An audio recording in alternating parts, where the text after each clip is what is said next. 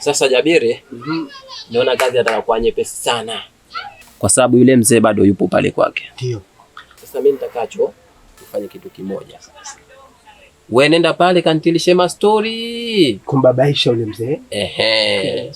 Baada ya hapo, mimi nitakwenda zangu shambani kule, kata ndizi, nikimaliza na kupigia simu. Jabiri tayari, wenzetu. Kazi imeisha. Sasa fanya hivyo. Usijali. Nenda basi. Usijali.